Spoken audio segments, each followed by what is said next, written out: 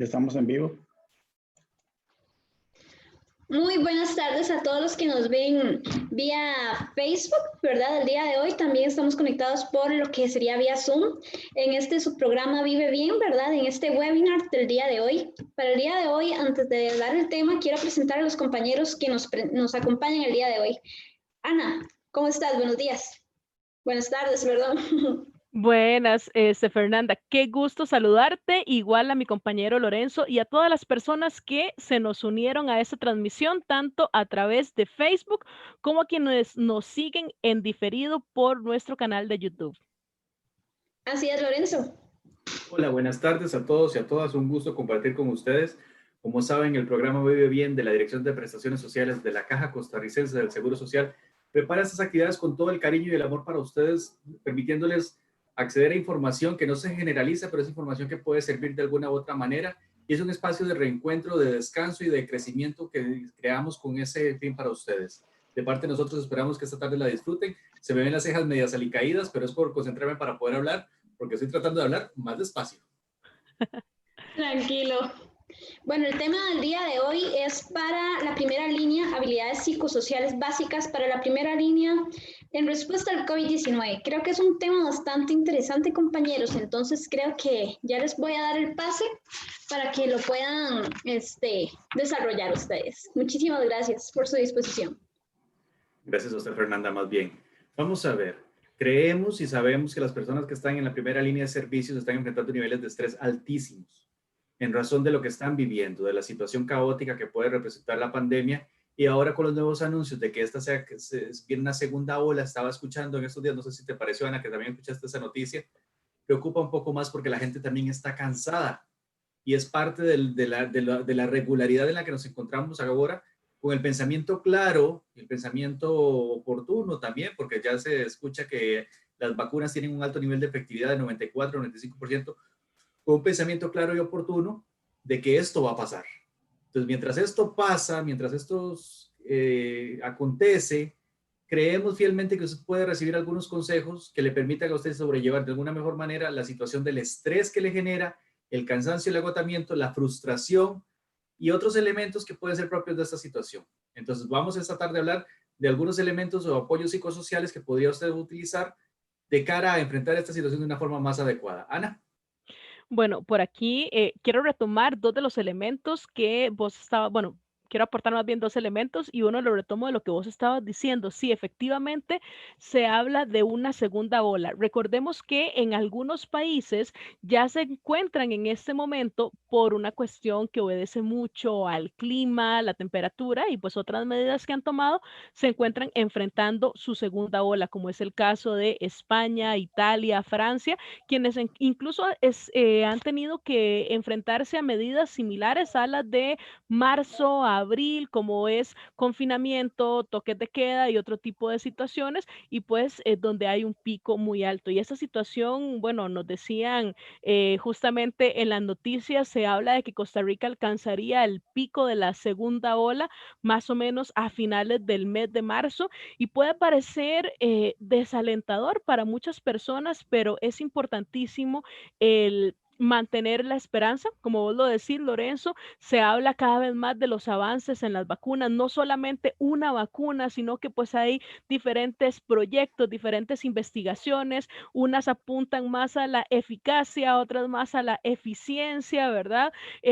Pero entonces nos dan esperanza, y también de alguna manera el entender que no es la primera vez. Vamos a ver, es la primera vez en que podemos en tiempo real ir midiendo un poco cómo se va moviendo la pandemia, pero no es la primera vez que la humanidad se enfrenta a una situación así y hemos sobrevivido. Entonces, también es como esta invitación al aferrarnos a la esperanza y al no decaer, al seguir luchando. Pero también entender, que era el segundo punto, que somos seres humanos integrales y que todas las personas tenemos emociones, tenemos sentimientos, tenemos además del cuerpo, de los otros elementos, y que estos no necesariamente son estáticos, y entonces también un poco de comprensión hacia nosotros y nosotras, y más bien desarrollar herramientas en lugar de pensar que tenemos que ser siempre fuertes y siempre superhéroes o superheroínas.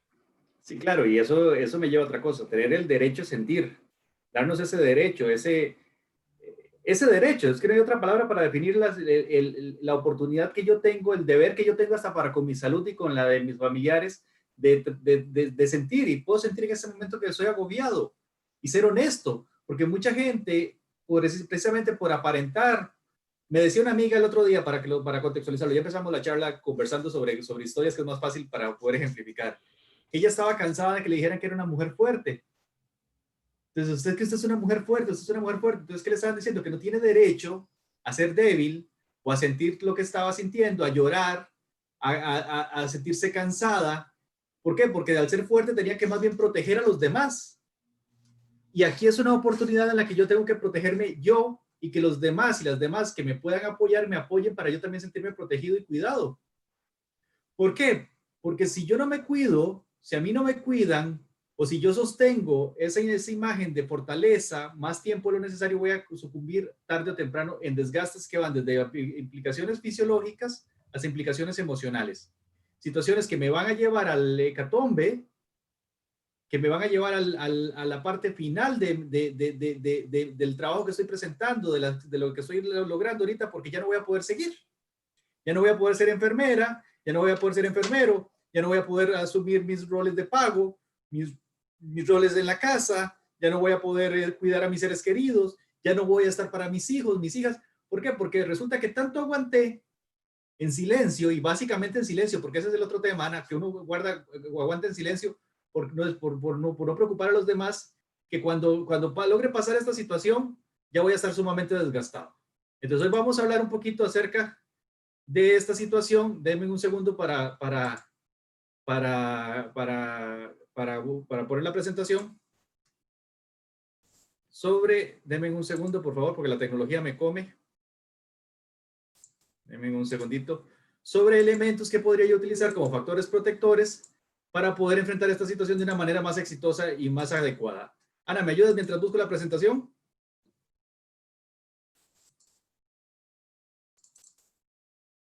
Aquí está. Creo que Ana tiene problemas de conexión. Entonces vamos a... ¿Pueden ver la presentación, Fernanda? No, señor, no veo la presentación. No está todavía. ¿Ahora? ¿Ahora sí? Ahora sí. Bueno, habilidades psicosociales básicas, y son básicas porque entendemos de antemano, y es algo que quiero que quede claro, porque la gente lo ve a uno como el motivador y como gente que dice cosas que parecen muy fáciles y pueden ser cosas muy aplicadas en la cotidianidad, pero hay que tomar en cuenta que hay ciertos factores que van a requerir de apoyo profesional profundo. Y Ana es una que sí. Por favor. Disculpa, todavía no está en modo presentación. Se ven todas las filminas por aquello. Ok, gracias, Fer. Con mucho gusto.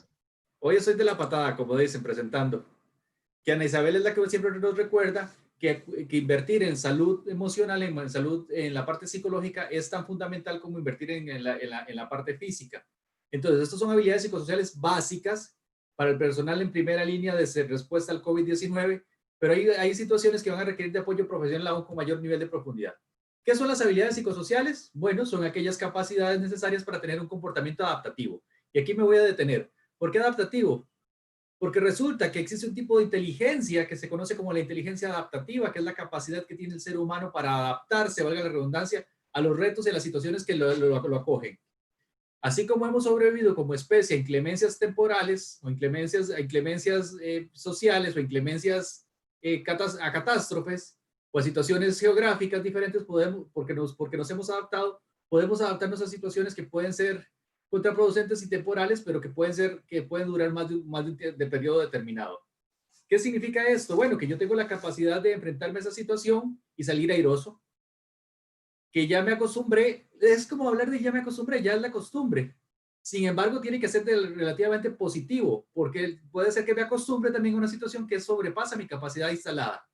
Y lo explico de una mejor manera. Yo tengo una capacidad instalada de respuesta a los problemas y a las situaciones estresantes que agobian mi vida, al esfuerzo. Yo tengo ahorita 3 trabajos, entonces yo más o menos me equilibro entre los 3 trabajos, que no son, que poder descansar las 8 horas, que poder dormir lo necesario, que poder enfrentar ordenadamente la situación para que no rebase, no se me junten todos los trabajos al mismo tiempo. Ese tipo de cosas las hago yo. Pero podría ser que la necesidad me lleve a tener un cuarto trabajo y que aún así diga yo me acostumbro.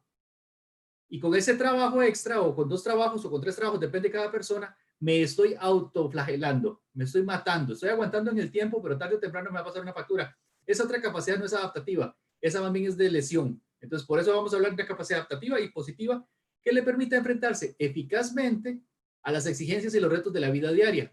En este caso, los retos tienen que ver con el tema COVID en este momento, con la situación de la pandemia, con las demandas de la vida cotidiana que ya se suman, por ejemplo, los pagos de las cuentas, las crianzas de los hijos, la relación de pareja exitosa o no exitosa que tengo, el estar soltero, el estar en familia, el estar solo, todo lo que la cotidianidad ya por sí me suma, me ofrece, además de lo que la pandemia me reta en este momento. Ana. Bueno, acá hay algo a lo que quería referirme, devolviéndome un poco antes de continuar con esto de las habilidades psicosociales, y tenía que ver con ese ejemplo que estabas dando sobre lo que se le decía a tu amiga, ¿verdad? El tenés que ser fuerte. Sé que esta transmisión del día de hoy está dedicada a las personas en la primera línea de la atención, en la primera línea de servicios, y por aquí se me vino, cuando estábamos hablando de eso, se me vinieron a la mente 2 elementos. Sí, yo siempre me voy en 2 o 3 elementos. El primero tiene que ver con la presión extra que, bueno, más allá del trabajo que implica un reto, el reto de trabajar con la vida, trabajar con la salud de las personas, hay como este reto adicional de responsabilidad que se ha sobrecargado, siento yo muchas veces a lo largo de esta pandemia en esta población, en este personal. Y se me vino a la mente, de hecho, cuando estaba pensando en esto, hubo una imagen que se anduvo circulando por ahí ante la entrada a clases o el regreso a clases en los países de Europa, también en Estados Unidos y creo que también México por ahí tiene su ciclo lectivo similar, ahorita en septiembre, ¿verdad? Y entonces la imagen hacía alusión a los niños y entonces venía un chiquito, ¿verdad? Y decía, no me digas que por usar una mascarilla soy un superhéroe que está salvando vidas, porque si alguien de mi entorno fallece, voy a pensar que fue mi culpa por no usar la mascarilla o que mi superpoder falló. Más o menos, palabras más, palabras menos, era una campaña muy bonita y eran como 10 imágenes diferentes, pero el centro del mensaje era ese. Y entonces ahora hice una relación en mi cerebro y estaba pensando, bueno, ¿cuántas veces esa sobreexigencia de tenés que ser el superhéroe, de tenés que ser la superheroína, cae sobre los hombros de las personas que están en la primera línea de la atención, a tal punto que sin escarbar mucho en la memoria de los eventos tan extraños y curiosos que han pasado en este 2020, en algún momento se cuestionó al señor ministro porque su padre había fallecido y se le cuestionaba hasta el manejo que había tenido del tema. Ojo, qué delicado.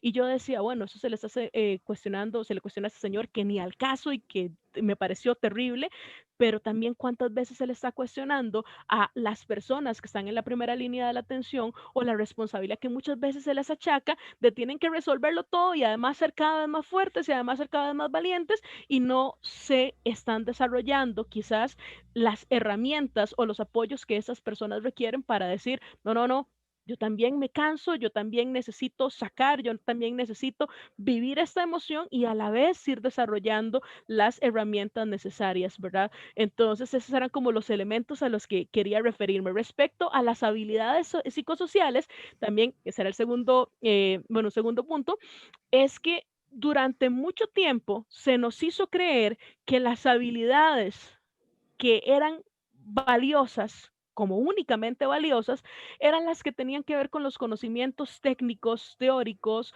o incluso algunos conocimientos empíricos, es decir, el saber hacer. Pero durante mucho tiempo, o sea, durante ese mismo tiempo, mientras se hablaba únicamente del conocimiento, de certificados, de lo que puedes hacer con lo que sabes, no se nos enseñó a trabajar en lo que sentís. Y resulta que A diferencia de la canción popular de lo que dice el cerebro y lo que dice el corazón, ¿verdad? Tiene que existir un equilibrio, un balance. Las habilidades psicosociales, como bien lo planteaba Lorenzo, hablan sobre aquello que necesitamos para el equilibrio, para ser felices, para alcanzar el éxito y sobre todo para darle un lugar en nuestra vida a aquello que estamos pensando, sintiendo y que muchas veces incluso nos bloquea y no nos permite avanzar. Lorenzo. De hecho, es un respiro, por así decirlo, que le damos a nuestro ser. Las organizaciones modernas, los de educación superior, las universidades, están promoviendo que los MBA, las maestrías, tengan un alto componente de habilidades sociales porque las personas lo requieren en su trabajo. Entonces, estamos tratando de enseñarle a las personas en estas maestrías que efectivamente usted tiene que conocer el core del negocio, saber a qué se va a enfrentar. Y en el caso que nos encontramos ahorita, la atención de usuarios en situaciones de crisis, en situaciones en situaciones de salud que están al límite, pero también cómo trabajar con el otro, cómo trabajar con el compañero de trabajo, cómo trabajar con mi familia, cómo trabajar conmigo mismo para yo tener esa paz que me permita seguir prestando el servicio. Entonces, ahí es donde queda en evidencia, y ustedes lo están viviendo ahorita, que no hay ese cuidado hacia uno mismo y que no lo puede proveer necesariamente la organización, sino que es una decisión personal de tratar de cuidarse uno mismo en la parte emocional, porque la parte de salud se supone que tiene que tener los equipos necesarios, pero cómo cuidarse uno mismo para poder enfrentar los retos cotidianos. ¿Por qué? Porque tarde o temprano aparece el tema del magnífico estrés. El demonio en persona, el estrés. Y el estrés es de alguna manera la llamada de atención que nos hace el organismo para decirnos suave un toque, deténgase, me está usted autoflagelando, se está usted autoflagelando. Entonces el cuerpo decide no, sino que como mecanismo de defensa se autosabotea para que usted se detenga. El problema es que este autosabotaje, por llamarlo de alguna manera, por supuesto que es más elaborado que lo que estoy diciendo, puede ser muy contraproducente para mantener la cotidianidad de su existencia o su existencia regular como la venía trayendo hasta ahora. Entonces estamos hablando de que las situaciones sostenidas en el tiempo que sobrepasan nuestra capacidad de adaptación va a hacer que usted de algún momento a otro decaiga. Y cuando decae por cansancio, decae por falta de, por debilidad, decae por un tema de salud, decae por un tema ya contraproducente en alguna de las esferas de su vida. Y entonces ahí es cuando ya usted está demasiado adentro del problema, demasiado metido, y es hora de empezar a buscar soluciones alternativas. Y hoy vamos a hablar de varias soluciones alternativas para enfrentar, como lo hemos llamado, apoyo psicosocial, esta situación que es desgastante y que entendemos a todas luces que es hasta incluso frustrante. Porque yo tengo un amigo que es enfermero y él me dice, Dios mío, mientras nosotros nos jugamos la vida acá, veo a la gente andar sin mascarilla en la calle. Y él me hizo esta llamada telefónica el otro día llorando de la frustración y me dice, yo no me siento impotente, entre palabras bonitas y palabrotas que iba diciendo contra las personas que él imaginaba que era toda la sociedad, en su enojo, porque estaba furioso y con justa razón desde su realidad, porque él tenía que cuidar a sus padres, llegar a casa y cuidar a sus padres y no quería exponerlos. Entonces sentía que la gente estaba siendo irresponsable con el trabajo que ellos estaban haciendo. Pero eso no era lo que a él lo estaba afectando. Lo que lo estaba afectando era ya el detonante, que era esa situación que él estaba imaginando de una serie de cansancios que él traía acumulados, que él venía de alguna manera arrastrando desde meses atrás y que producto de ver las aperturas y algunos descuidos que tienen algunas personas, explota. Y explota de una manera sana, porque me llama a mí y yo soy el que lo contiene a él para que pueda de alguna manera replantearse el pensamiento. Pero con justa razón, él se encuentra agotado, se encuentra desgastado y sobre todo se encuentra muy frustrado. Entonces vamos a ver que el estrés es esa capacidad instalada, superada por un momento particular que puede ser temporal o que puede ser sostenido en el tiempo. Y si es temporal, estamos hablando de imaginarnos hacer los tamales de diciembre, que requieren mucho trabajo. Pero si es sostenido en el tiempo, es imaginar hacer tamales en diciembre, enero, febrero, marzo, abril, mayo, junio, julio, agosto, septiembre, todos los días. Por dar un ejemplo soso, pero nos puede servir. Cómo pensar, cómo cómo vivir, cómo enfrentar esta situación cotidiana se puede volver catastrófico para mi vida y para la de los seres que me quieren. Yo recuerdo a mi abuelo decir en antaño que a él, y él era agricultor, decir, es que a mí se me metió un aire. No sé si has escuchado esa expresión, Ana Isabel, se me metió un aire.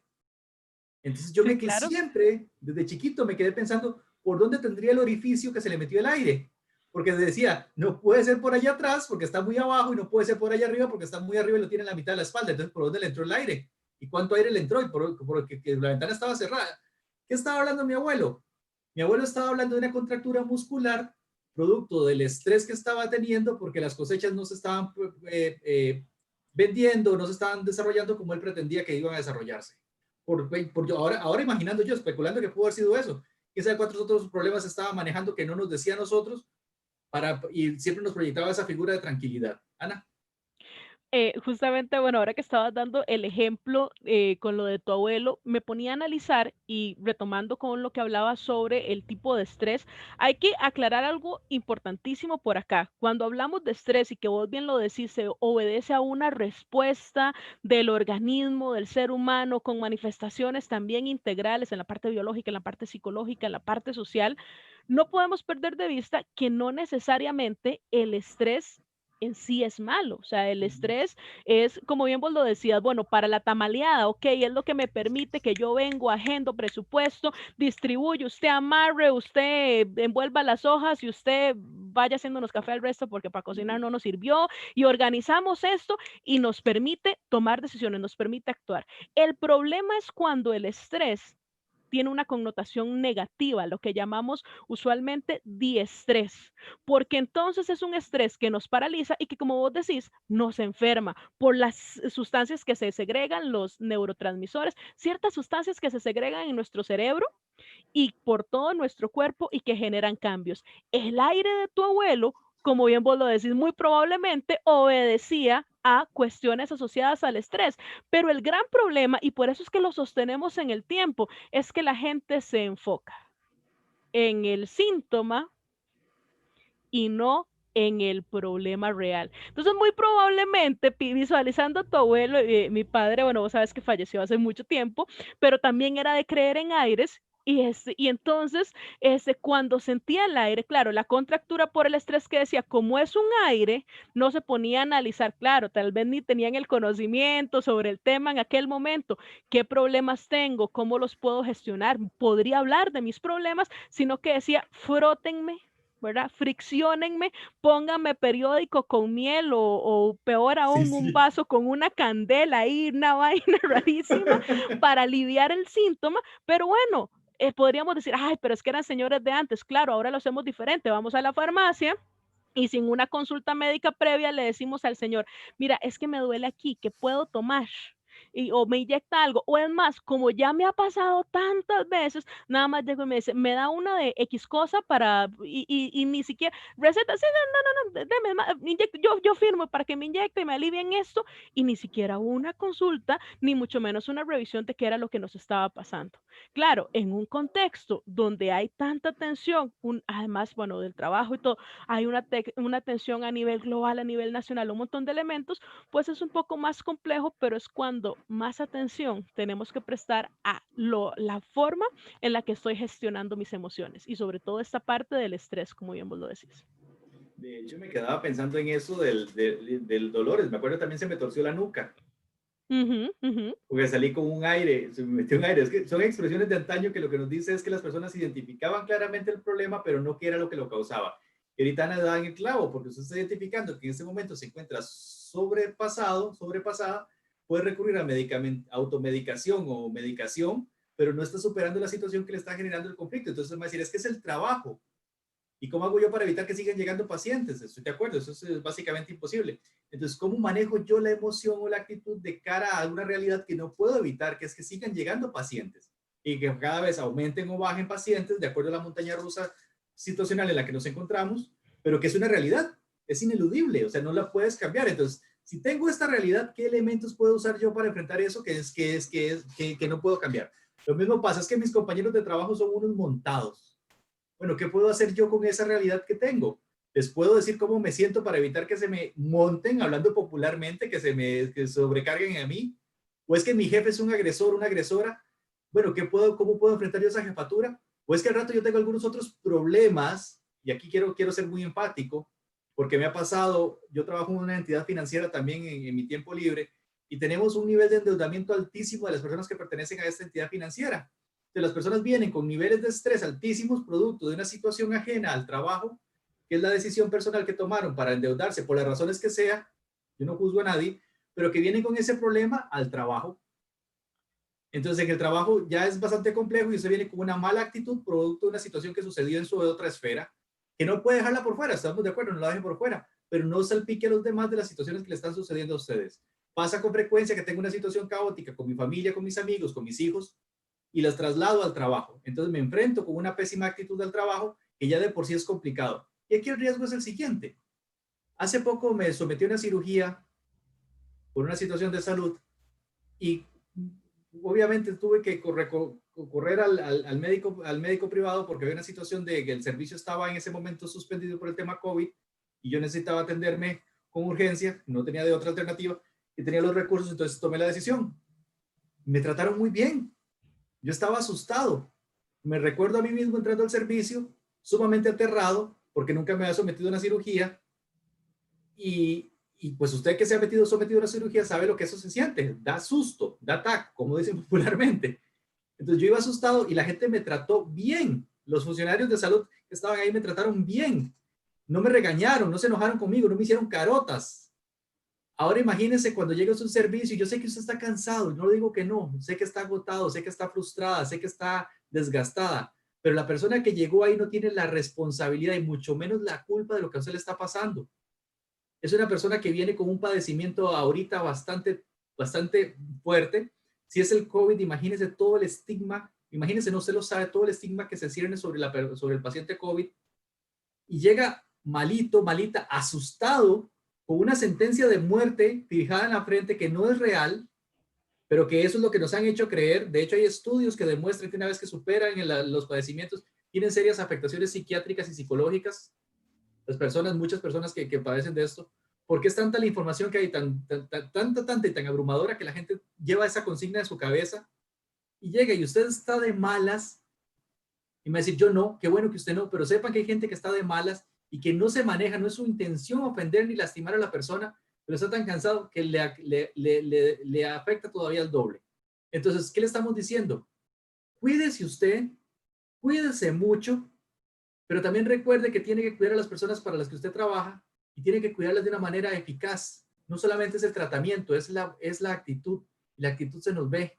Y usted llega a su casa todavía frustrado, se desquita con su familia, tenemos otro problema más grande. También te estoy afectando otra esfera de mi vida. Y no solo la laboral tiene ahora un desequilibrio, sino la personal, la familiar tiene desequilibrios. Y eso a la larga va a ser contraproducente en mi esfera física, en mi situación física, fisiológica y mental, como en mi situación personal, mi situación laboral, mi situación familiar, mi situación social. O sea, toda esta situación que yo estoy sintiendo y que sé que me la está ocasionando, pero no la estoy atendiendo porque lo que estoy atendiendo es la sintomatología, va a la larga a repercutir en todas estas otras esferas. Vamos a ver un poquito la presentación que tenemos para ustedes hoy. Y el siguiente tema que tenemos es el manejo de la emoción y el sentimiento. ¿Y esto cómo se hace? Para esto, voy a explicarlo desde la perspectiva de Daniel Goleman rápidamente para explicarles algunas cuestiones. Voy a quitar la presentación para poder hablar tranquilamente y Ana me va a ayudar con esto bastante, porque yo sé que se la sabe bastante mejor que yo. Las emociones son manifestaciones neuropsicofisiológicas. Palabras más, palabras menos, depende del autor, las va a definir un poquito más, las va a definir un poquito menos. Y las emociones son cosas que suceden acá, pero que se ven acá. Y entonces hay cositas que pasan acá adentro que se exacerban, sentimientos que tengo o que se van a generar a partir de situaciones límites a las que me enfrento. Las más comunes de las emociones son el asco, el miedo, el asombro, la felicidad, la tristeza y la ira. Las que uno más reconoce casi siempre son esas 6. Hay una película de Pixar que se llama Intensamente que retrata 5 de esas 6. Muy bonita la película, muy divertida, por cierto, y explica de una manera un poco más fantasiosa pero muy acertada cómo funciona el tema de las emociones. Y entonces esas emociones hacen que hagamos locuras a veces cuando no las sabemos administrar o gestionar. No necesariamente controlar, porque controlarlas las estaría llevando al mundo de la razón, que de alguna manera no es opuesto, pero juega en otra línea que es en mi mano derecha la razón y en mi mano izquierda la emoción. Y los seres humanos usamos ambas cosas para poder sobrevivir y aprender. Y entonces las emociones incluso nos han permitido sobrevivir como especie, mientras que la razón nos ha enseñado cómo manejar, cómo agarrar esa experiencia con la que sobreviví y elaborarla de una mejor manera para poder sistematizar esa experiencia y poder tener un camino andado a la hora de volver a enfrentar una situación que ya había vivido. Entonces, como especie nos permitieron a nosotros la ira como tal, nos permitió a nosotros defendernos de un ataque, nos puso en guardia, nos enfrentamos físicamente, aunque nuestra capacidad de pensamiento ha disminuido, o incluso dentro de esa ira, si el monstruo era muy grande, estaba el miedo, y el miedo también nos permite a nosotros como emoción poder salir corriendo y sobrevivir. El problema de las emociones es que a la libre son abrumadoras y nos permiten pensar con racionalidad. Nos lleva al mundo de la parte emocional, el sentimiento, y ahí somos poco eficientes a la hora de tomar decisiones. En el mundo de la razón somos más capaces de tomar decisiones, pero nos costaría estar enamorados. Vean qué interesante. Nuestro enamoramiento no sería tan divertido como lo es la parte emocional.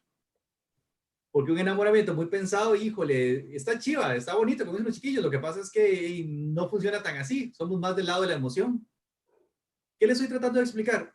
Tiene usted, sí o sí, ya que está prestando servicios a personas en una línea de servicios que es bastante compleja y bastante riesgosa, sí o sí, saber qué le está pasando a usted en su mente y en su corazón.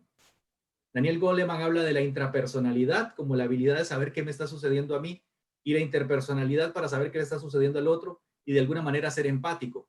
Pero primero yo tengo que saber qué me está pasando a mí en mi interior, qué está sucediendo con mis emociones para yo poder hacer un manejo racional más o menos atenuado, o por lo menos que haya que sea consistente lo que siento con la manifestación física que estoy haciendo. Ana.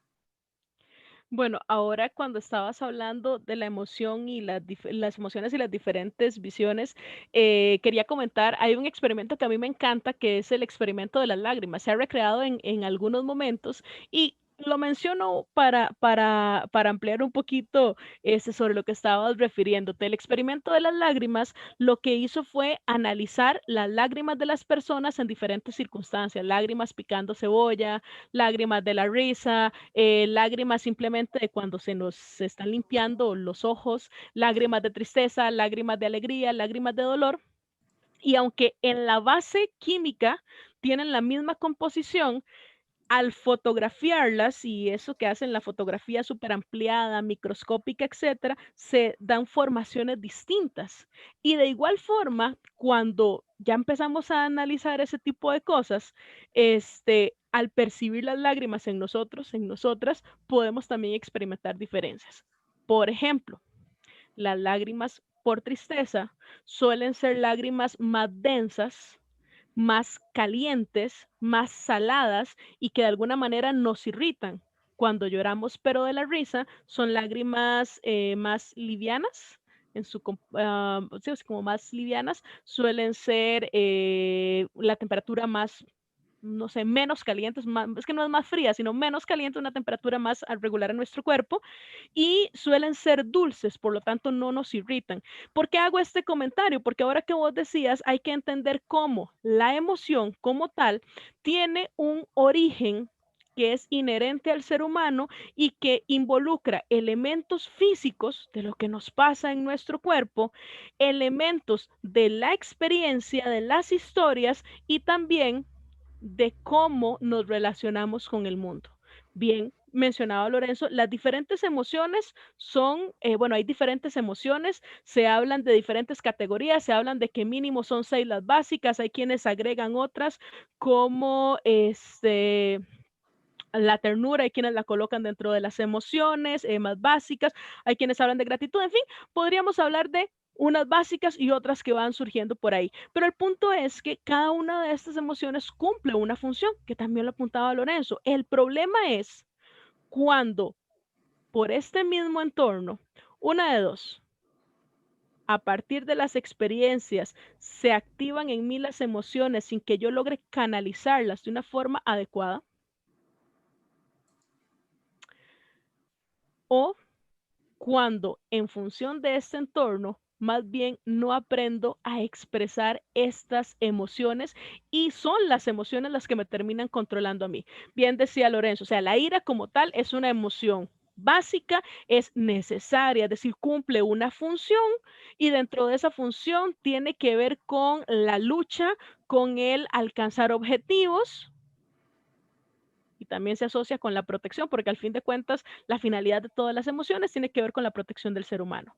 Pero si yo no logro controlar esta ira, lo que logro hacer es dañar a otras personas, dañarme a mí, dañar las relaciones. Y bueno, como lo estábamos hablando, dentro de esta primera línea de atención, si yo no controlo de manera adecuada esta emoción, lo que puedo hacer es lastimar a las personas que más bien necesitan una sonrisa, una mirada de apoyo, una palabra de apoyo o simplemente una palabra gentil, un trato amable, ¿ok? Pero de igual forma aplica para las diferentes emociones, no solamente las emociones que tienen ya el estigma de ser negativas, como la tristeza, como la ira o como el miedo, sino también las otras emociones, incluso las que consideramos muy positivas, como la alegría. Porque ¿qué pasa cuando, vamos a ver, yo permito que la emoción me gobierne y me cierro sin generar ese equilibrio que mencionaba Lorenzo entre la racionalidad y la emotividad? Y entonces me dejo guiar únicamente por la alegría. De pronto podría parecernos muy bonito, todo el mundo cantando, todo el mundo sonriendo, pero si yo me niego a ver la realidad, más bien lo que hago es ponerme en riesgo. Un poco en este ejemplo de lo que estaba planteando Lorenzo con su amigo del personal de enfermería.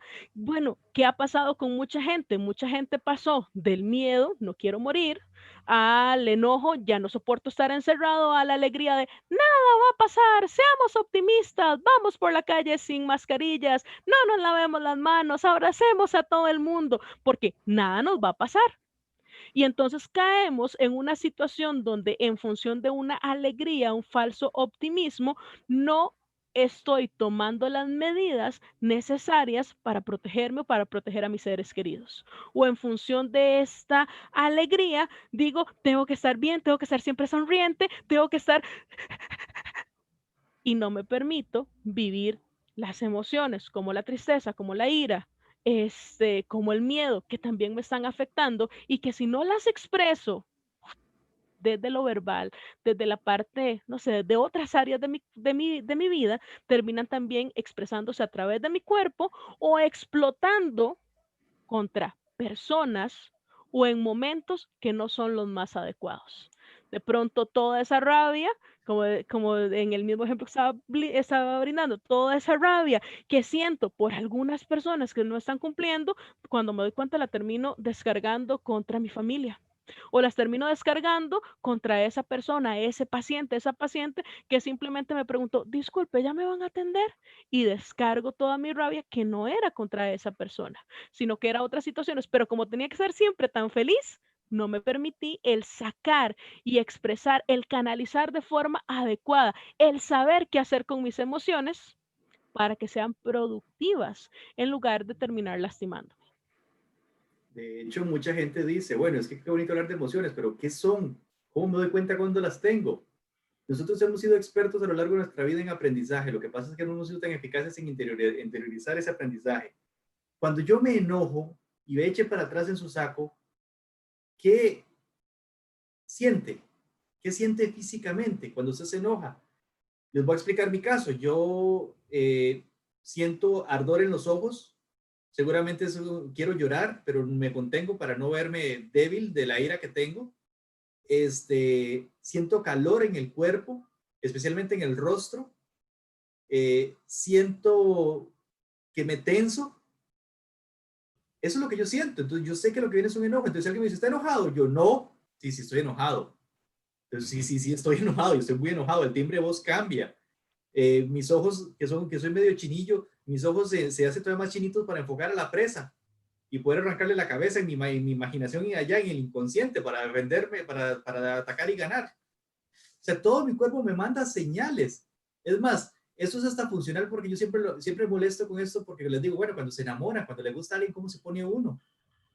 Ay, vamos, piense un momento, cuando uno le gusta a alguien, ¿cómo se pone uno? Y se pone medio tonto. Mire un amigo mío, de 1 a 10 hablando, donde 10 es el más elocuente y 0 es el más jetas, ¿dónde se coloca usted? La mayoría se coloca cerca del jetas, del 1 o el 2. Algo que era tan fácil como comunicarse con Anita, la comunicación que tenemos Ana y yo, se nos traba la lengua, se nos lengua la traba, como dicen popularmente, cuando vamos a hablar con la persona que nos gusta porque nos sentimos diferentes. Incluso tiene que ver con el miedo, porque no queremos echarlo a perder. Entonces, toda nuestra sangre fluyó de aquí de nuestra cabecita a nuestro cuerpo para salir corriendo y no estar ahí porque no queremos estar ahí inconscientemente, porque no queremos echarlo a perder, como si yéndonos no lo echáramos a perder. Entonces, las emociones nos mandan son manifestaciones físicas también. O sea, lo que estoy sintiendo nos manda esas manifestaciones físicas. ¿Qué estoy sintiendo? Y sobre todo, reconocer lo que estoy sintiendo. Estoy triste. ¿Qué tiene de malo decir que estoy triste? Estoy enojado. ¿Con qué está enojado? Averigüe con qué está enojado y exprese su enojo de una manera positiva, pero reconózcase que está enojado. ¿Cómo estuvo su día? Es la pregunta que nos hacen, siempre digo eso. No, pregunte cómo se sintió en este día a sus seres queridos. ¿Cómo se siente ahorita? Y usted hable de cómo se siente. Cuando usted me dice algo, Ana, y yo me enojo, yo me siento así. Entonces le puedes explicar a las personas cómo te estás sintiendo y no te estás convirtiendo en una bomba de tiempo que va a explotarle en la cara a alguien que tal vez no se lo merece. Y ahí la importancia de poder comunicarse con los demás, con los y las demás personas que están cerca suyo. Decirle a las personas en este momento, no estoy en mis cabales para poder reaccionar. Deme unos segundos para tomar aire, tomar agua. Deme un espacio. Pero eso tiene que ver con el reconocimiento previo al que la emoción se manifieste. Y tampoco se trata de controlarlas por controlarlas, porque sirven para muchas cosas. Nos ha permitido sobrevivir como especie. Decirle a alguien que está llorando en un servicio, deje de llorar, en un servicio de atención a usuarios, deje de llorar, es estúpido. Es como decirle a alguien que tiene gripe, no tenga fiebre. Lo que le puedo decir a esa persona, si quiero colaborar, es, tal vez no es el momento para que llores aquí, si quieres nos retiramos a un espacio privado donde puedas desahogarte un momentito y luego retomar, si es que es posible hacer eso. Si no, si es algo más grave, pues darle el espacio para que la persona se manifieste, tal vez no ahí porque las personas lo están viendo y se pueden asustar o pueden sentirse afectadas por lo que está sucediendo, pero no le voy a decir a la persona deje llorar porque la persona no puede controlar el llanto. Es una manifestación intrínseca a la emoción que en ese momento la está embargando, que probablemente tiene mucha relación con la tristeza. Entonces, ¿qué le estamos explicando? Reconozca sus emociones, utilice la experiencia de vida que ha tenido a lo largo de sus añitos para que saber cómo se siente y qué le está embargando en ese momento. Converse a tiempo, hable a tiempo, y conversar, que ya vamos a entrar en la comunicación, tiene que ver con poner límites hacia algunas situaciones que son importantes poner límites porque también son su responsabilidad de alguna manera. Desahógese, utilice un mecanismo para poder dejar ir y luego manifiéstese verbalmente o físicamente. Pero haga ese ejercicio. Reconozco que algo está pasando en mí, le doy nombre a lo que está pasando en mí, me racionalizo en donde me encuentro en este momento, me retiro brevemente para poder tomar aire, tomar agua, voy al baño, lo que necesite, el espacio que necesite temporalmente. Si estoy bajo presión, 2 segundos, 3 segundos antes de actuar me va a permitir a mí tener una mejor manifestación de esa emoción y después actúo. No hacerlo de siento y actúo, porque siento y actúo es lo que nos mete en problemas y nos desgasta aún más. Vamos a hablar un poquito acerca de cómo comunicarnos. No sé, Ana, si tiene algo más que decir al respecto. Si no, pasamos al siguiente tema. Dale, si querés avanzar por una cuestión de tiempo y si no, ahí vamos igual hilando los diferentes temas. Ok, vamos a entonces hablar de esa parte que se llama comunicación, que también es importante la comunicación asertiva, que es hablar en tiempo. Y ojo a esta definición, en tiempo, momento, forma y oportunidad. Entendiendo que hoy por hoy, en nuestra sociedad actual, dada los niveles de comunicación e información que existe, no solo existe el canal, el mensaje, el receptor y el emisor. El emisor y el receptor, lo dije al revés. Emisor, receptor, canal y mensaje y código. Sino que además existe un perceptor. Alguien que me percibe, alguien que interpreta el mensaje de la manera en la que se encuentre emocionalmente en ese instante. Entonces, la comunicación asertiva es el arte de hablar en tiempo, momento, forma y oportunidad. No como mi familiar, que no voy a decir quién es por si me está oyendo, que llega uno a la casa con una amiga y una le dice, ¿qué? ¿Es su esposa? ¿Qué fea que está? Inapropiada por excelencia. Y esa es mi familia, que yo la quiero tanto, pero ella no es asertiva para nada. Es directa y agresiva. Entonces, ¿qué significa comunicarse asertivamente y cómo me puede ayudar en esto del apoyo psicosocial? Bueno, le voy a decir a las personas en tiempo, momento, forma y oportunidad que algo me está molestando. ¿Para qué? Mucha gente, y a nosotros nos pasaba cuando estudiábamos, Ana Isabel y yo, que la gente le decía, usted puede hacer esto, y uno decía sí, usted puede hacer lo otro, y uno decía sí, usted puede seguir haciendo lo demás, y uno decía sí, a todo le decía que sí, para no quedar mal. Al final quedaba mal con todo, porque no podía cumplir lo que se le estaba pidiendo, porque no tenía la capacidad de decirle a una persona que no, por temor a que esta persona se enojara con uno. Lo mismo pasa en el trabajo. A veces nos sobrecargamos por nuestra decisión personal, o a veces nuestras jefaturas creen que nosotros somos capaces de hacer de todo porque nunca les hemos dicho que yo no puedo hacer tal cosa por no quedarle mal. Eso por un lado. ¿Cómo me puedo comunicar con los demás asertivamente? Decirles, cuando usted me dice esto, yo me siento así. Y podemos definir la asertividad desde la perspectiva de la comunicación agresiva, la comunicación pasiva y la comunicación asertiva, que son cuestiones teóricas que nos pueden ayudar, pero un poco para identificar. Agresivo, y su nombre lo dice, son personas que irrespetan los derechos de los demás. Pasivo, son personas que irrespetan sus propios derechos. Y asertivo es quien pone límites a tiempo de las situaciones que le están sucediendo. Pero por cultura, nosotros estamos llamados incluso a no ser asertivos, incluso a no decir la verdad, porque creemos que la verdad es mala, creemos que la verdad puede lastimar, y la verdad puede herir, pero al final de cuentas puede ayudar también y puede mejorar. De hecho, está llamada a eso. El momento oportuno para decir las cosas, ¿dónde debo decirlas? No voy a decirle a un compañero, pegarle 4 gritos en el pasillo diciéndole, pero es que usted dejó botadas las muestras, usted dejó tiradas tales cosas. No es el momento. No le voy a gritar a un compañero, ni siquiera le voy a hacer una devolución en público. Voy a tratar de hablarlo en privado, por darles un ejemplo. Voy a decirle a la jefatura, hoy no me puedo quedar más tarde porque estoy agotado, a pesar de que me está pidiendo y yo realmente no puedo porque no puedo, realmente estoy agotado. Tengo el derecho a decir que no. El derecho a decir que no, que es fundamental. Es hablar en tiempo, momento, forma y oportunidad, porque lo que nos dice es, señores, hay un momento para decir las cosas, hay un tono para decir las cosas, hay un cuándo para decir las cosas, hay un dónde para decir las cosas, y tengo que hacerlo antes de que esas cosas sobrepasen mi capacidad instalada, porque eso me va a traer paz. En el momento tal vez no me sienta tan bien, pero me va a traer paz. Diferente es el caso de mi amiga de la infancia, no Anita, otra amiga que tuve hace más años antes de conocer a Ana, que me decía, es que a mí nadie me quiere porque yo siempre digo la verdad. Vean qué interesante su afirmación, tenía 14 años. Todavía recuerdo el nombre de la niña.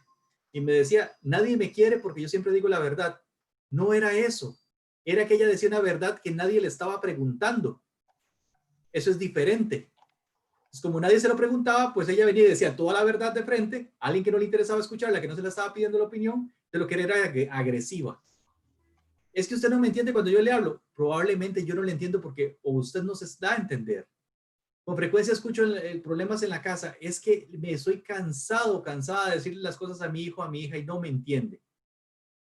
¿Cómo se está comunicando usted con ese hijo, con esa hija? ¿Cuál es la forma en la que se está relacionando con ese hijo, con esa hija? ¿Cómo es la forma en la que está mandando el mensaje? ¿Están en los mismos canales de comunicación o están en canales diferentes, con códigos diferentes, con mensajes diferentes?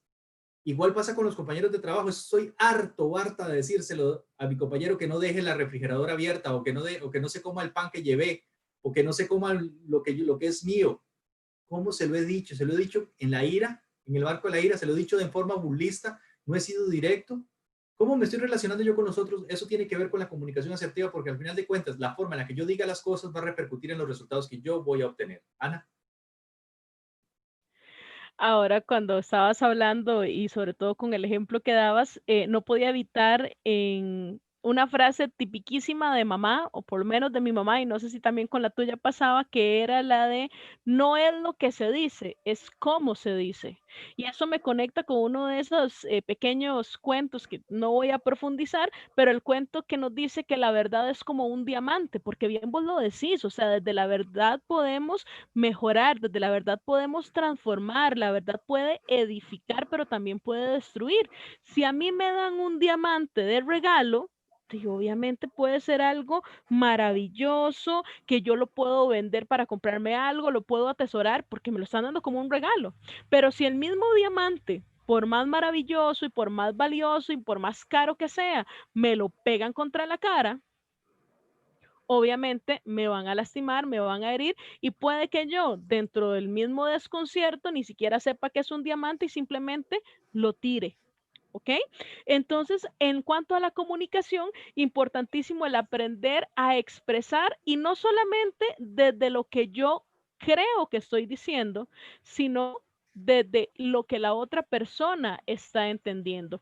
Un poco por ahí, sin abusar de ese ponernos en los zapatos de las otras personas, pero sí tratar de entender lo que entiende la otra persona, sí tratar de entender el mundo desde la perspectiva que lo ve la otra persona. Y en la comunicación no basta solo con que yo hable, que es esencial, ¿verdad? La telepatía todavía no se ha desarrollado, yo siempre insisto con esto, es importantísimo hablar, pero también es fundamental escuchar y escuchar de verdad.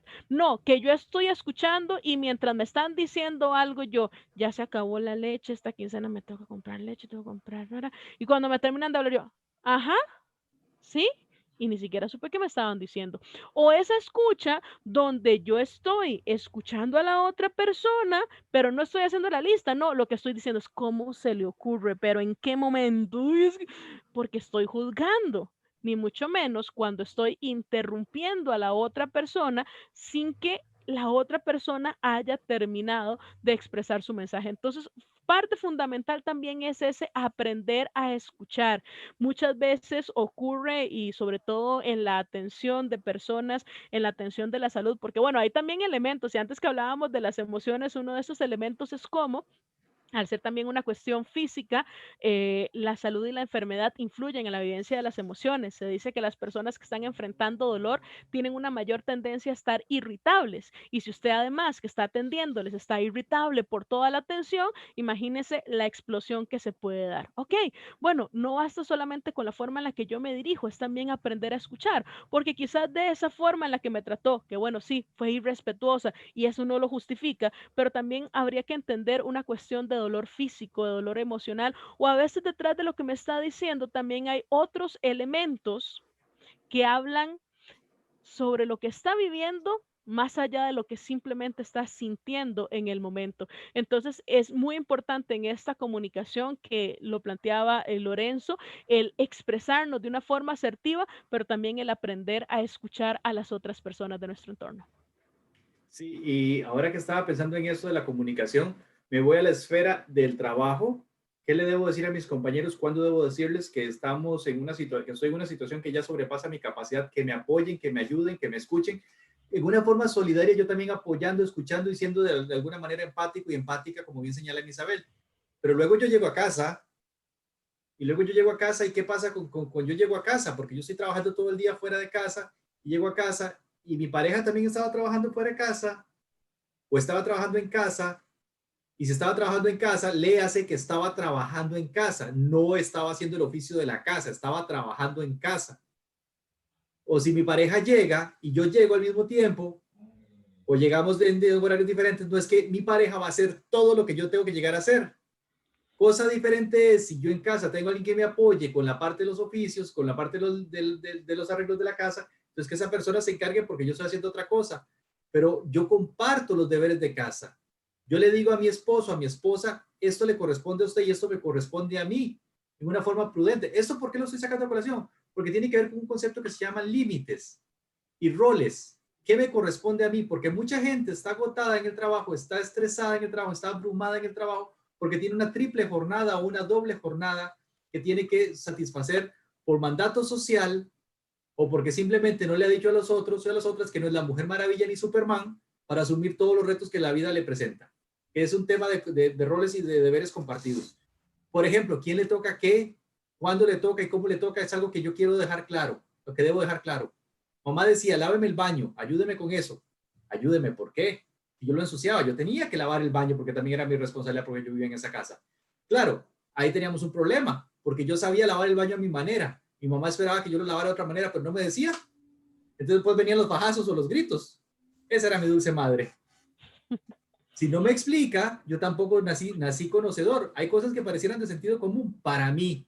Y ese es el otro tema. Lo que para mí es lo lógico que debo hacer, si yo no lo verbalizo, no lo expreso, esto en la casa, en el trabajo, en la vida en sociedad, los demás no van a saber cómo es que yo quiero las cosas. Y que fueran, como dice Ana, psíquicos para poder leerme la mente y saber qué es lo que yo estoy esperando. Entonces, es hablar claramente de lo que yo espero de los otros y de las otras para que me apoyen, para que me ayuden, para que colaborar y a la vez yo tener la apertura para escuchar a los otros, como bien señala Ana Isabel, y entender qué es lo que los demás necesitan. Estar en esa apertura de saber qué es lo que el otro o la otra requiere para poder convivir en paz en esos espacios en los que pasamos muchísimo tiempo juntos, sea en el trabajo 8, 9 horas o 12 horas, o en la casa con el resto de mi familia, ahora que estamos todos en casa. Yo necesito hablar, necesito que los demás sepan cuáles son mis necesidades y a la vez ser solidario con los demás y ponerle oído a las necesidades de los otros para poder compartir la vida que ambos o varios nos toca compartir. Ana. Aquí me gustaría agregar un par de elementos. Uno, respecto a lo que estabas diciendo sobre, bueno, dentro de las relaciones familiares y demás, sí es muy importante, bueno, que yo exprese aquello que deseo, pero también, y lo podemos extrapolar a los espacios de trabajo, también es importante que yo agarre un poquito de proactividad, ¿verdad? Empiece también a ver de qué forma puedo colaborar, de qué puedo, vamos a ver, sí, mamá me tenía que explicar cómo quería ella que lavara el baño, pero también, como bien vos lo dijiste, yo no tenía necesariamente que esperar a que me lo dijeran, y yo veo y yo tengo que hacerlo. En los Ahora te espacios vas de a poner de trabajo, lado de mi mamá. sí. No, pero es que me refiero a que Sí, a sí, veces, sí, sí, la idea. y tomando en cuenta esto de la doble y la triple jornada de trabajo, a veces pasa, y pasa muchas veces en los hogares donde, y sobre todo por esta división del trabajo, donde muchas de las labores domésticas y de cuidado recaen en manos de las mujeres. Entonces, vengo de 8, 10, 12 o no sé cuántas horas de trabajar fuera de casa y en casa me tocan todas las labores y la gente dice, ay, pero yo le hubiera ayudado, ¿por qué no me dijo? Yo echaba esa ropa si yo no estaba haciendo nada. Y también es como, vea la montaña de ropa, si usted sabe que la otra persona está afuera, es el asumir y aplica en los lugares de trabajo, o sea, ok, todos estamos cansados, estamos cansadas, ok, está bien, pero yo en este momento me desocupé y veo que el otro corre para allá, corre para acá, corre para yo no tengo que esperar a que me pida ayuda, yo puedo llegar y decirle, claro, tampoco, en un equilibrio, en un equilibrio, puedo llegar y decir, hey, tengo que estar corriendo para allá y para acá, corremos juntos, ¿verdad? O sea, te ayudo tal vez mientras vos vas 3 veces para allá y para acá, vas una y yo voy para el otro lado y vamos acelerando procesos, que es algo también importante, el ayudarnos para ese acelerar procesos. Entonces a eso me refería, ¿verdad? También ese asumir un rol de alguna manera proactivo en el participar. Y el otro elemento sobre eso mismo también, y ahí para que no vea que solo me estoy poniendo del lado de su mamá, es también entender que la gente no hace las cosas igual que yo. Hay gente que las hace peor y hay gente que las hace mucho mejor, pero las están haciendo. Y es también, sobre todo en momentos donde hay mucho trabajo, donde hay mucha presión, las cosas tienen que salir y van a salir de la mejor manera, pero no necesariamente la forma en que yo las hago sea la mejor o la única posible. Entonces también entender para permitirnos el aceptar el apoyo, el aceptar la ayuda de las personas de nuestro entorno. Entonces, eso me parece esencial, ¿verdad? Y que tiene que ver con la parte hasta de trabajo en equipo. Estaba pensando ahorita en el tema de las relaciones interpersonales. Te guardo que te pusiste de lado mi mamá y eso lo vamos a resolver un día de estos. Pero bueno, uno perdona también. No, de las relaciones interpersonales. Estábamos hablando de cómo conocerse uno para poder entender un poquito mejor mi situación de cara a lo que me estaba agobiando en este momento. Pero también tiene que ver con el otro aspecto, cómo conocer a los demás y cómo relacionarme con los y las demás personas. Entonces, en ese sentido, vamos a hablar de la intrapersonalidad. Hay un autor que se llama Paul Ekman y Paul Ekman hizo un estudio interesantísimo que demuestra que los seres humanos tenemos la capacidad de reconocer la emoción del otro cuando esas son más visuales, se dejan ver más en el rostro, sin siquiera preguntarle qué es lo que le está pasando. Entonces yo siempre hago el ejercicio de las caras.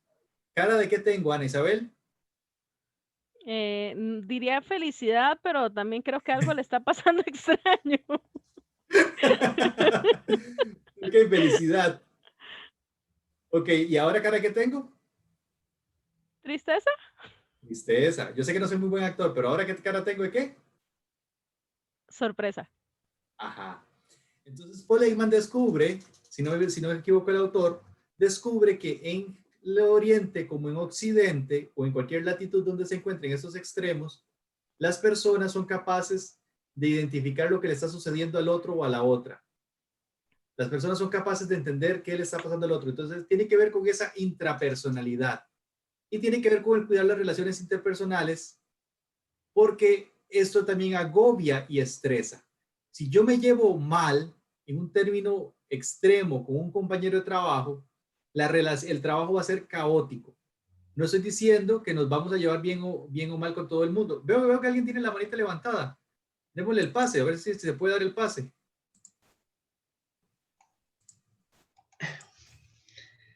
Gracias. Hola Sandra, ¿cómo le va? Bien, gracias a Dios. Voy a quitar acá. El tema es interesante. Buenas tardes, Sandra. Buenas tardes. Quería nada más preguntar, es cierto, uno comparte el oficio en la casa, pero y cada uno tiene sus tareas. ¿Qué pasa cuando uno a los hijos le dice, es que vamos a dividir las tareas, usted tiene que hacer esto y esto y esto, y hay unos que sí lo hacen, no importa que lo hagan bien o mal, como decía la compañera Ana, que hay unos que los hacen mejor, otros hacen más o menos, ¿verdad? Pero uno lo están haciendo, entonces no importa, aunque lo hagan mal, pero lo están haciendo. Pero esos que le dicen a uno, sí, ahorita lo hago, sí, y le da la noche y no lo hizo, entonces ya que le toca a uno hacerlo, ¿qué pasa en ese caso? ¿Qué podemos hacer? Hay tres extremos que se me ocurren ahorita que nos pueden servir. Ana, complementa ahorita mis ideas, porque creo que vamos a manejarlo de esa manera. Primero, la forma amorosa en la que yo voy a explicar el por qué necesito que se haga el trabajo y cómo se esperaría que lo haga. Ese sería el primer escenario. Me voy a sentar con Felipe y le voy a decir, Felipe, vea, yo le encargué a usted esas tareas por estas y estas razones. Necesito que me apoyen estas y estas razones. ¿Qué es lo que a vos te cuesta? ¿Qué es lo que a vos se te complica para poder hacerlas? ¿Qué te gusta y qué no te gusta y por qué no las estás haciendo cuando? Esa es la parte amorosa, entrarle por ahí.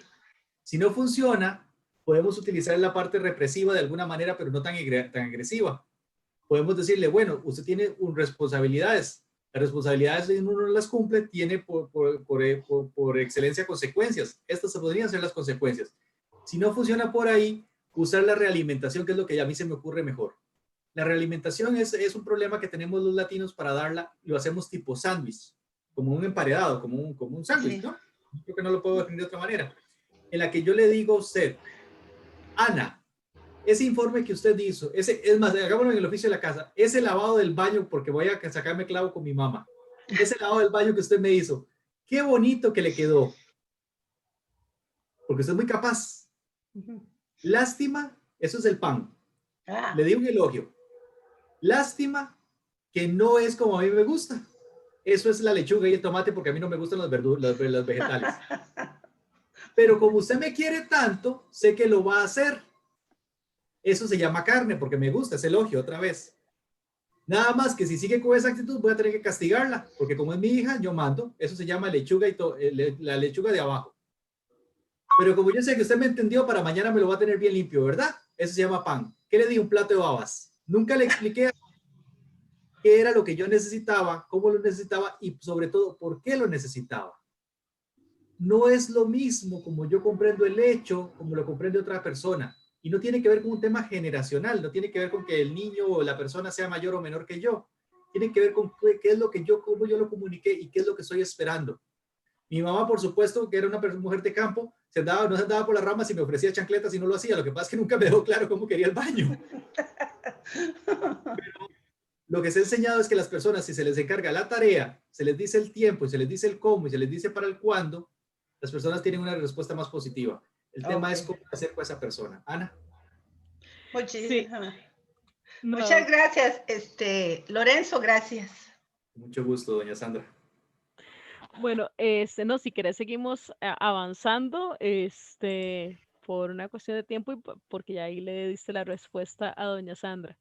Ok, vamos a ver entonces la presentación con temas a las relaciones interpersonales. Ujú. Como les decía, Paul Ekman tiene esa particularidad que demuestra que somos capaces, perdón, tiene ese estudio que demuestra esa particularidad que somos capaces de reconocer las emociones del otro. ¿Para qué sirve esto? Para no abordar en forma inoportuna a la persona que está ahorita teniendo una situación difícil. Es más, somos tan galletas en eso, hablando popularmente, que usted cuando estaba en el trabajo, los que están en el trabajo saben, con solo oírle el zapateo al jefe o a la jefa, ¿de qué humor viene? Tan así es que con solo verlo o verla entrar en la oficina, usted le puede decir a sus compañeros, hoy no es buen día, hoy viene malas pulgas, hoy viene buenas pulgas, porque nosotros, nuestro cuerpo habla, el 93% de nuestra comunicación es paraverbal es en paraverbalidad y entonación. Entonces usted es capaz de hacer eso, usted es capaz de reconocer una cara triste, una cara enfadada, una cara de temor. Haga el ejercicio de tomarse una milésima de segundo para ver qué le está pasando al otro, a ver si pega con el diagnóstico que hace en su mentecita y cómo le aborda. Eso por un lado. Por otro lado, el tema de abandonar a las personas que nos hacen daño. También es hora de poner límites a las personas que nos hacen daño y que son conscientes de que nos están lastimando o que son inconscientes porque no se lo hemos dicho. Pero es importante apartarnos de estas personas si esta relación no nos lleva a ningún otro lado. Y tenemos que ver con las relaciones tóxicas, con las personas que nos quitan la paz, con las personas que nos dan guerra, con las personas que no nos ayudan a crecer. Cuando esa relación afectiva pasó de la afectividad a un tema de desprecio, de competencia, de odio, de envidia, de esas situaciones que son caóticas. Yo, Lorenzo, tomo la decisión de apartarme de la gente que me hace daño. Yo no hablo mal de esas personas, simplemente me aparto de esas personas, las dejo en su vida, que sigan su vida, pero lejos de mí les pongo límites a esas situaciones. ¿Por qué? Porque yo no estoy para desgastarme con ese tipo de personas porque la vida se me va muy rápido. Esa es una decisión muy personal. Entonces, es importante diagnosticar qué tipo de relación tengo con esas personas, a ver si realmente es algo que me está aportando o es algo que me está haciendo daño. Ana. Yo creo por acá que hay que aprender a definir cuáles son las batallas que vale la pena luchar, porque el problema es que a veces entramos en una especie de espiral donde terminamos desgastándonos. Están las personas que, como vos lo decís, no expresan, simplemente es me enojo por lo que estás haciendo, pero vos no sabes que lo que estás haciendo no me gusta o cómo me hace sentir, ni tampoco, como vos decías, me explicaron expliqué de qué forma me gustaría que sucedieran las cosas, pero sin cómo me está generando molestia, lo que ves es mi enojo. Entonces aquí yo decidí luchar una batalla en solitario y contra muy un estilo quijotesco contra molinos de viento que yo en mi mente pienso que son gigantes, pero que nunca clarifiqué qué era exactamente. Y tenemos a las otras personas que también hay que aprender a soltar en este sentido. Yo vengo y de una mala manera te dije, no me gustó tal cosa, no, de hecho, ahí por lo menos estoy diciendo lo que sea una mala forma, pero bueno, yo digo, es que, voy con ejemplos de lo de la casa y demás, es que en esta casa piensan que yo soy la criada, yo soy la chacha que anda juntando todo el reguero, decirlo diferente, decir que vos esperás, o sea, que te molesta y te genera cansancio el hecho que te ha tocado asumir todas las responsabilidades domésticas dentro de la casa, a pesar de que son varias las personas que conviven y que vos esperás que las otras personas asuman su responsabilidad y empiecen a recoger su reguero. Ahí cambia el discurso, porque además cuando esto ocurre me hace sentir, ok, cambiamos el discurso, pero lo dije y lo probé y hay gente, y lo pienso mucho, a veces ocurre con compañeros y compañeras de trabajo y también ocurre con hijos e hijas, con pareja, en fin, en las distintas formas de convivencia, pero lo he escuchado mucho con hijos e hijas, es que ya les dije de una forma, es que ya los amenacé con la faja, es que ya los amenacé con quitarles esto, les ofrecí premio y no me entienden. Yo tengo que también aprender a decidir cuáles batallas sigo luchando. Hay un punto en el que, vamos, no se trata que entonces yo diga, ok, como no lo hacen, yo lo termino haciendo, que es lamentablemente lo que muchas personas en el juego en el que caemos, porque digo, no, es que para no estar peleando, ok, pero el problema es que me termina generando un desgaste físico, emocional y demás. Entonces yo tengo que entender que hay gente que definitivamente no va a asumir esa responsabilidad. Si estoy en un entorno de trabajo, qué pena si van a pensar que el sapo, que la zapa, no, pero si estoy en un entorno de trabajo y tu labor incumplida está afectando mi labor o me está generando a mí mayor desgaste, pues tengo que empezar a notificar a las autoridades o a las personas que corresponden, porque tampoco es justo que si solamente una persona está haciendo el trabajo, todos estén comiendo el pastel. Entonces es también notificar, pero también hay personas que siguen simplemente desgastándose, como vos decías, alegan y critican y esto, al final quien se termina es, quien se termina desgastando es la persona. Entonces vuelvo con el ejemplo que pasa con hijos e hijas. Bueno, es que de mamá siempre se pega esa alegada porque yo no he terminado, no sé, no me voy a meter con el baño, porque yo no he terminado de barrer la casa, pero yo sé que si me dijo que la barriera la casa a las 8, yo sé que si yo la dejo a las 8:15, entra pegando una alegada, me deja de hablar toda la mañana, pero barre la casa. Y más bien, si yo me hago un poco el resentido, la resentida, como a las 10:30 viene y me dice, papito, y me acordé de tu historia con el no comer, no quiero una naranjita, es que lleva mucho rato metido en el cuarto. Y entonces, si la otra persona termina haciendo, entonces es también un punto en el que yo tengo que entender que hay batallas que yo no voy, o sea, que si yo sigo insistiendo en es que no está haciendo, es que yo soy la que me estoy desgastando. Llega un punto en el que digo, bueno, ok, o empezamos a caminar sobre sedimentos o cada quien de verdad asume la responsabilidad de barrer esa cocina, esa casa, o cada quien asume en el trabajo la responsabilidad de mantener el orden y demás, porque nos está generando un conflicto a todos y todas. Pero es que a veces en ese afán de resolver, termino desgastándome. Ahora bien, vamos a ver cómo podemos darles herramientas para enfrentar los retos, o por lo menos pensamientos que nos pueden servir de algo. Y entonces tenemos tres tipos de elementos que nos pueden ayudar a enfrentar los retos, que es el pensamiento creativo. Utilizar la creatividad puede ayudar a mejorar la forma de actuación, la solución de problemas, actuar, crear valor añadido y oportunidades. En temas de innovación, cuando yo trabajo con las organizaciones, les explico a las personas que innovar es o crear cosas nuevas o darle nuevos usos a lo que ya existe. Entonces, ¿cómo yo puedo enfrentar de una forma creativa una situación que ha sido caótica en la oficina, que ha sido caótica en el trabajo, pensando en soluciones y no siendo más parte del problema? Es que usted no sabe lo que pasa, a mí no me dan pelota con las ideas que se me ocurren. Bueno, habría que ver cómo las está negociando. ¿Cómo negociar? Sí, porque la gente va a pretender que usted las negocie, porque así funcionamos los seres humanos, que usted demuestre que es válido, que es posible, que es viable, que es bueno. O bueno, simplemente le tienen cierta envidia, demuestre con más actitud que es posible darle una respuesta alternativa a un problema común. En casa es igual, pensar cómo podemos encargarnos de las cosas de una forma diferente es pensar de una manera lateral la situación.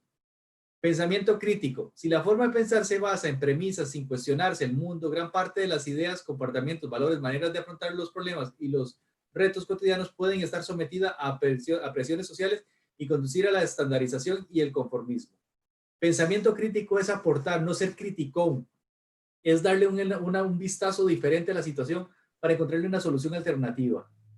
Es ver cómo podría hacerse de una forma mejor o pensar qué elementos tendría que tener ese problema qué elementos podría tener para darle una solución alternativa. Hay un autor que se llama, de apellido de Bono, los sombreros de Bono, se conoce la teoría de él. Los 6 sombreros. Sí, siempre digo 7, pero son 6, ¿verdad? Sí, son 6. Entonces lo que nos permite es poner el problema desde diferentes perspectivas para ver qué solución yo le encuentro. De hecho, la innovación en las organizaciones no debería existir como una unidad temática o una unidad estructural de donde se mandan ideas. Debería ser un eje transversal a lo largo de la organización que le permita a la gente que está sintiendo dónde le aprieta el zapato, cómo solucionar ese apretar el zapato para poder darle una solución. Y manejo de problemas y conflictos no es posible ni deseable evitar los conflictos. O sea, no voy a evitar los conflictos. No se debe evitar los conflictos. Los conflictos son una oportunidad en la familia, en la sociedad, en el vecindario inmediato, en el trabajo. Yo voy a ver el conflicto como una oportunidad porque me va a permitir a mí saldar una diferencia o buscar una forma diferente de cómo hacer las cosas. Gracias a ello se renuevan las oportunidades de cambiar y crecer. Lo que pasa es que hemos satanizado el conflicto y lo hemos visto como algo negativo y puede hacer que en el conflicto salgan soluciones que nunca habíamos pensado y debería ser de esa manera, pero construido por ambas partes. Resulta importante el autoconocimiento. Y aquí hoy en la mañana lo decía en otra charla, El autoconocimiento es un lugar donde yo no voy con frecuencia. El saber quién soy yo en realidad aquí adentro no es un lugar que me guste visitar, porque me da miedo enfrentarme a situaciones que yo creo que he superado, a situaciones que yo creo que yo he construido del cómo yo creo que yo soy, y resulta que no coinciden con el verdad yo soy. Me explico mejor. Existen tres formas de ser. Lo que yo creo que yo soy, que tiene que ver con el autoconcepto, y puede ser que ese concepto sea errado o puede ser que sí sea atinado, puede que efectivamente yo coincida con lo que yo creo que yo soy. El segundo, lo que los demás creen que yo soy y que se basa en lo que yo proyecto, de lo cual yo no tengo conocimiento consciente, simplemente es mi forma de ser o mi forma de aprender, que aprendí a ser. Entonces le estoy diciendo a los demás, yo soy de esta manera, y pueda que esos dos riñan, que entre lo que yo creo que yo soy y lo que los demás creen que yo soy haya un mundo de diferencia. Esas son dos formas. Y la tercera es quien en verdad yo soy, que es alguien que se ha ocultado dentro de mí y que no sale a la luz con frecuencia porque no lo he dejado, porque he construido barreras para defenderlo, para defenderme de los ataques externos, o que simplemente no he reafirmado a partir de experiencias negativas que he tenido positivas y no he aprendido y lo tengo ahí encerradito. Ese autoconocimiento representa el punto de partida para crecer como persona, dice la Filmina. Avanzar y dar sentido a la vida implica admitirse, quererse y valorarse. Y sobre todo, aceptarse de cara a qué? A que si usted puede cambiar algunas de esas situaciones que son posibles de cambiar para mejorar su condición de vida, su forma de ser, hágalo. Y si no puede cambiarlas, acéptelas tales cuales son para que no se martirice pensando que cómo podría ser un mundo diferente con un yo diferente. Entonces, el autoconocimiento tiene que ver con superar lo que yo creo que yo soy, lo que los demás creen que yo soy, e ir a quien en verdad yo soy. Pero ahí nos da miedo pararnos porque es terreno poco conocido. Ana. Aquí yo creo, bueno, a mí también me encanta hablar sobre la importancia del autoconocimiento, esa capacidad de reconocernos como quienes somos, entendiendo que no todo lo que conozco, no todo lo que veo me gusta y no todo lo que veo lo puedo cambiar. Entonces, algo importante, muy importante de lo que vos decías, tiene que ver que en este proceso yo aprendo a abrazarme, a aceptarme y empiezo a entender que no se vale simplemente quejarme de aquello que no me gusta, sino que tiene que darse un proceso distinto en el cual yo entienda que efectivamente hay situaciones de mí que no me gustan, que no puedo cambiar y no me queda más que esa aceptación. Y también que hay cosas de mí que no me gustan, pero que sí puedo cambiar. Y entonces tengo que tomar la decisión de las cambio y me siento mejor conmigo o las acepto como parte de quien soy, porque si vivo en esta contradicción de no me gusta esto de mí, lo vivo criticando, pero aunque lo pueda cambiar, no lo cambie, no estoy generando nada positivo. Y el otro elemento es recordar en esta parte del autoconocimiento, de la autoaceptación, en fin, es recordar que yo puedo cambiarme a mí mismo o a mí misma, aunque hay límites aplicados, ¿verdad? Hay cosas que definitivamente no puedo cambiar, por ejemplo, mi estatura. Dicen que hay una operación ahí medio extraña, pero eso no me interesa, ¿verdad? Pero bueno, por ejemplo, la estatura no la puedo cambiar, hay cosas de mí que yo no las puedo cambiar, hay cosas que sí, pero si se trata de cambiar a alguien, la única persona a la que puedo cambiar es a mí. Por lo tanto, muchas cosas las tengo que entender para mí. Si a lo largo de los puntos que hemos ido trabajando el día de hoy sobre emociones, sobre estrés, sobre su comunicación, usted no estaba pensando en usted, sino que estaba pensando en su compañero de trabajo, en su jefatura, en su mamá, en su pareja y además hasta se metió a la página de Vive Bien y etiquetó a alguien en el comentario para que vea pensando en ojalá le sirva, ¿verdad? Porque lo necesita. Tenemos un problema porque no estoy reconociendo que la única persona que puedo cambiar es a mí y el otro tiene la posibilidad de cambiarse a él y la otra tiene la capacidad de cambiarse a ella, pero no van a cambiar por mí, ni para mí, ni porque yo se los diga. Y si no les da la gana cambiar, así muy abiertamente, pues no lo van a hacer.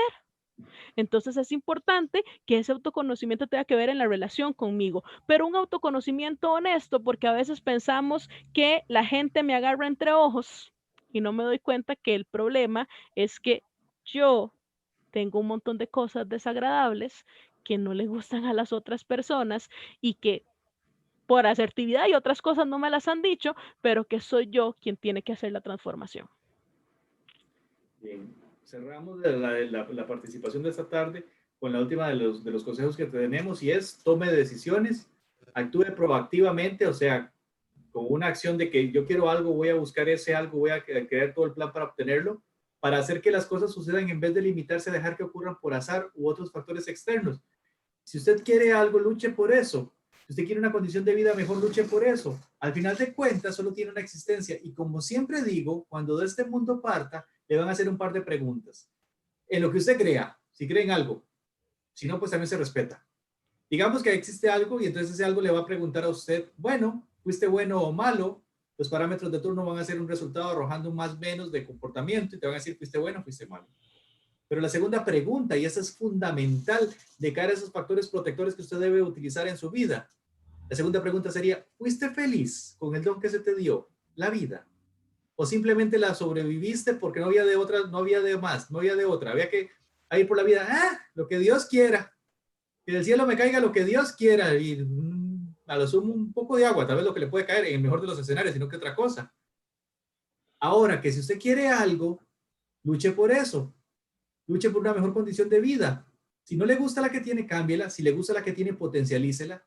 De tal suerte que entienda que si no le gusta donde está, muévase. Usted no es un árbol y puede cambiar si se lo propone. Si quiere algo para ser feliz y le pregunta en un bar qué está tomando para ello, responda: decisiones. Ana. Ya para también a modo de refuerzo a esto que estás planteando, a mí siempre me gusta decir a la gente que el tomar decisión parte de la acción y no únicamente, desde el pensamiento. No únicamente desde el pensamiento, sino desde el momento en el que yo empiezo a actuar, porque a veces pensamos que tomar decisiones es pensar en: a mí me gustaría hacer, yo quiero hacer, o cuando yo sea grande, cuando yo me pegue, voy a hacer tal cosa. Pero en realidad la toma de decisiones inicia sí desde el pensamiento, pero se concreta y es una decisión como tal cuando yo empiezo a actuar en relación a aquello que decidí. Entonces, desde lo que estaba planteando eso, bueno, yo tomo la decisión de ser feliz, pero no únicamente en el pensamiento. ¿Cuáles de las acciones, qué elementos de mi cotidianidad me conducen a ese ser feliz? Bueno, yo tomo la decisión de mejorar mi relación con mis compañeros y compañeras de trabajo siendo una persona más asertiva, pero no basta con que lo piense, es que a partir de ahí voy a escuchar más, voy a escuchar mejor, voy a expresarme de una forma honesta, directa, pero desde el respeto, sin ofender. En fin, cada decisión tiene que ir acompañada de una acción, porque si no es simplemente un sueño, una idea y nada concreto que me conduzca a este crecimiento y desarrollo personal. De hecho, le recomendamos de alguna manera que grafique sus pensamientos, porque muchas veces nos sentimos inconformes con lo que nos está sucediendo en la vida, pero estamos abrumados por un montón de situaciones que no necesariamente son ciertas, que son resultado de las otras situaciones que sí son ciertas, pero yo he pensado más allá. Hay gente que le sirve, y a mí me ha servido mucho graficar los retos que tengo por delante. Cuando estoy muy saturado, cuando tengo muchas cosas que hacer, escribo en una hojita y le doy prioridades. Escribo: hoy tengo que hacer esto, esto, esto, esto que tengo pendiente, y le puedo poner porcentajes de avance. ¿Cuánto llevo de eso y cuándo es la fecha de entrega? Ordenarse de esa manera le permite a usted graficar el pensamiento, tener un control más adecuado y quitarse la sensación horrible de que algo se le está quedando perdido, de que algo se le está olvidando. Es una lista que la puedes ir revisando todos los días, la puedes tener cerca del computador. El problema es si la situación ahí que pones es: odio a mi pareja, odio a mis hijos, odio a mi trabajo, odio a mi jefe, y lo dejas donde lo vea tu jefe, tu pareja, tus hijos o el trabajo. Ahí sí, cuídate un poquito con eso. Pero si puedes graficar las situaciones que te agobian, puedes empezar a pensar en soluciones para cada una de ellas, viéndola en forma lineal. Funciona muy bien como técnica de trabajo. Y yo creo que con eso llegamos al final de la presentación. No sé, Fernanda, si nos acompaña. Ahí estás, Fernanda. Sí, claro. Más bien, muchísimas gracias, compañeros, por toda esta charla que nos han dado el día de hoy. Quería aprovechar también para saludar a Ginette Arroyo Ramírez, que ella nos dice: buenas tardes desde el Banco Popular. Muchísimas gracias por su sintonía. Y también a Sandra Arias Vargas, que ella nos acompaña vía Zoom. Y no creo, chicos, que quedaríamos despedidos por el día de hoy. ¿verdad? Entonces no sé si Ana gusta despedirse.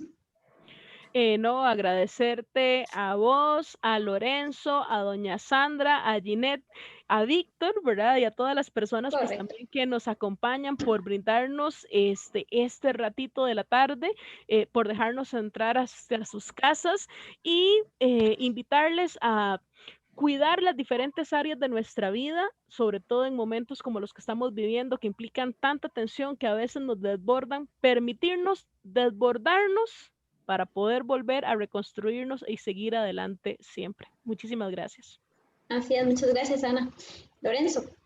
De parte del programa Vive Bien, recordarles a las personas que estas actividades están a lo largo y ancho de la semana, o ya estamos publicitados dentro de la caja, si no me equivoco, también dentro de la página de la caja, alguna otra publicidad que se está dando para que le cuente a la gente que está cercana a usted que existen estos espacios que son completamente gratuitos y que lo que pretendemos es llevarle calidad de vida o un poquito a su calidad de vida en sus hogares, desde nuestras diferentes unidades de trabajo, decirles aquí estamos, entendemos lo que está pasando, que queremos contribuir con esto y sepa que estamos para usted y con usted.